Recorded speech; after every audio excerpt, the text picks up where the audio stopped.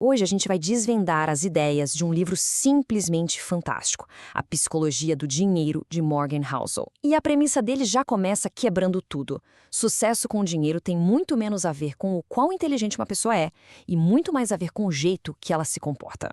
E para provar esse ponto, o livro já começa com uma história que parece um quebra-cabeça. De um lado, Ronald Read, um faxineiro e frentista que, quando morreu, deixou uma fortuna de 8 milhões de dólares. Do outro, Richard Fusconi, um executivo do mercado financeiro, formado em Harvard com um MBA, que faliu. Peraí, como assim? Como é que um homem sem nenhuma formação em finanças consegue acumular tanto enquanto um super especialista treinado numa das melhores universidades do mundo perde tudo? A resposta para essa pergunta é basicamente a alma do livro. E aqui tá o pulo do gato. Sucesso financeiro não é uma ciência exata, não é tipo física, sabe? É o que a gente chama de habilidade pessoal. O jeito que uma pessoa lida com o dinheiro, o comportamento dela, é muito, mas muito mais importante do que o que ela sabe de teoria. Vamos mergulhar nisso.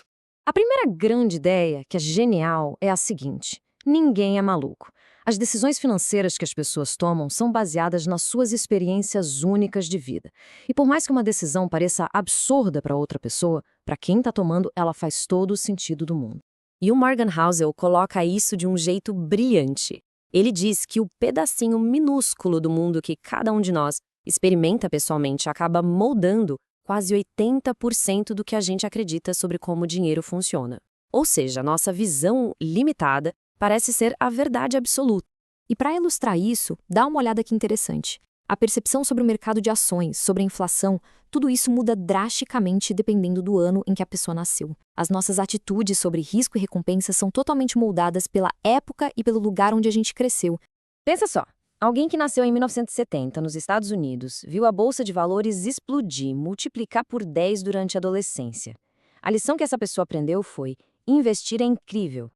Agora pega alguém que nasceu em 1950. Essa pessoa viu um mercado de lado, quase parado. As lições são completamente diferentes, simplesmente por causa da data de nascimento. E já que estamos falando de coisas que a gente não controla, isso nos leva direto para duas forças poderosíssimas e que muitas vezes ignoramos: a sorte e o risco. Elas são irmãs gêmeas e todo o resultado financeiro é uma mistura do esforço individual com uma dose dessas duas. O livro usa a história do Bill Gates como um exemplo perfeito.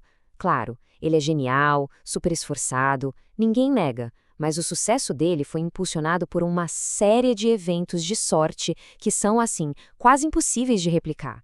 Pensa bem, fator sorte. Em 1968, ele estudava numa das pouquíssimas escolas no mundo inteiro que tinham um computador. Isso é uma sorte de 1 em 1 milhão. E aí vem o risco, que é o outro lado da moeda.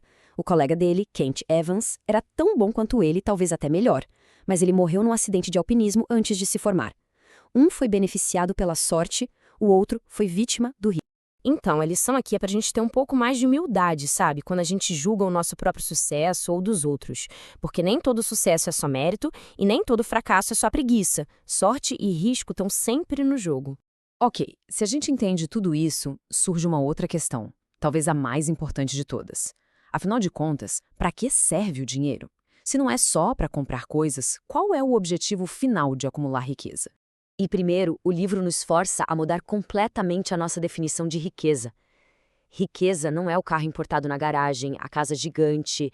Isso é só o que foi gasto. A riqueza de verdade é o que não se vê. É o dinheiro que está guardado, investido, trabalhando para você.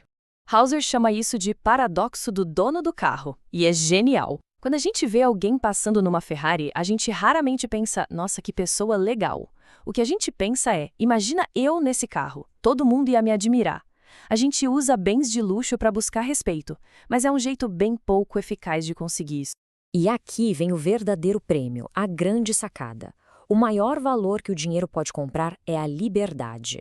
A capacidade de ter controle sobre o próprio tempo, de acordar de manhã e decidir o que fazer com quem fazer pelo tempo que quiser. Esse sim é o maior dividendo que existe.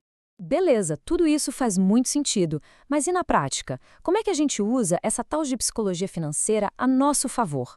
Bom, o livro traz uma estratégia que é, olha, surpreendentemente simples. A estratégia não tem nada a ver com escolher a ação do momento ou prever o mercado. Ela se baseia em 3 comportamentos, 3 pilares. Primeiro, jogue um jogo longo.